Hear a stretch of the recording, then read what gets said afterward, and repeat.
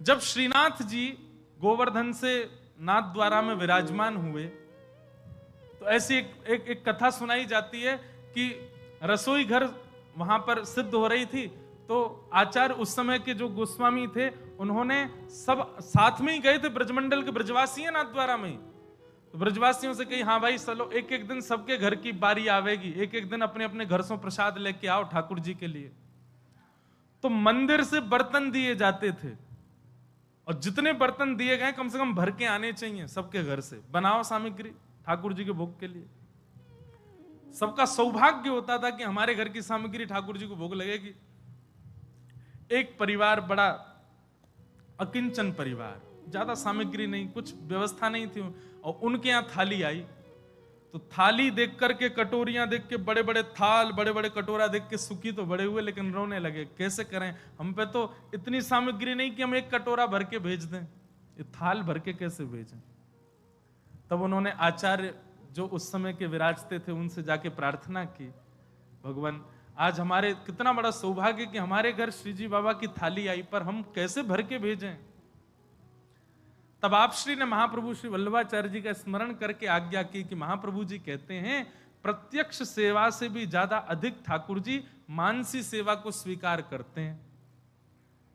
आपके घर में अगर सामग्री नहीं है तो मन में भावना शुद्ध करके, मन में एक एक सामग्री को निर्माण करके और पात्रों का स्पर्श करके उस सामग्री को पात्रों में पधराते जाओ। महाराज वो भक्त सब सामग्री पात्र लेकर के आए, पात्रों को धो करके अपने सामने रखा।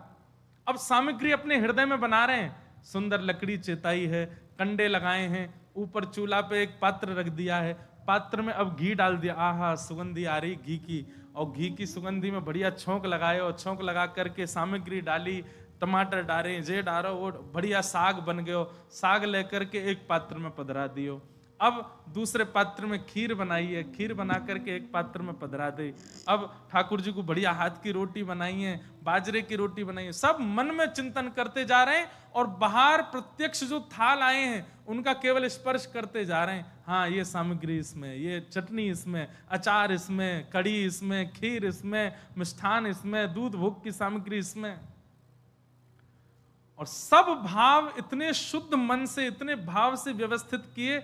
महाराज की मानसी में सोचते सोचते उनको चिंतन हो रहा है कि सामने अग्नि जल रही है, उसकी लपट मोतक मोकू अनुभव है रही है, सामग्री जो बन रही है वहां की सुगंधी कैसी है, इलायची और केसर डालवे पे सुगंधी भी उनको अनुभव है रही है। नेत्र बंद है, मानसी भाव से खाली थालन को स्पर्श करते जा रहे हैं। तभी पत्तल लेकर के आए, वस्त्र लेकर के आए, सब थालन के ऊपर पत्तल और वस्त्र ढक दिए।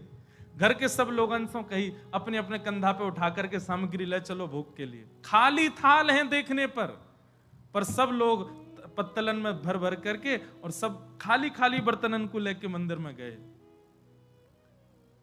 और वहां जाकर के जो आचार्य थे उनको भी बोलते जा रहे हैं, जे कड़ी भोग है, जे खीर है, ये रोटी सामग्री है, ये दूध घर की सामग्री, सब सामग्री देते गए।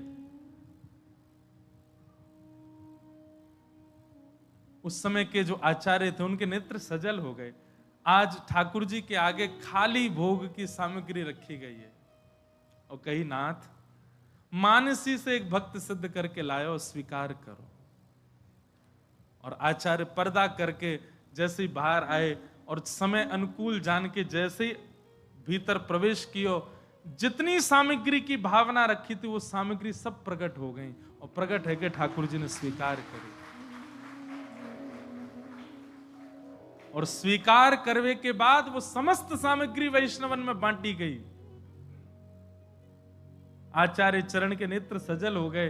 क्यों? बोले मन वाने तो मन में बनाई, पर ये प्रकट सामग्री मुझे तो ऐसा लगा स्वयं श्याम सुंदर बना के लाए होंगे।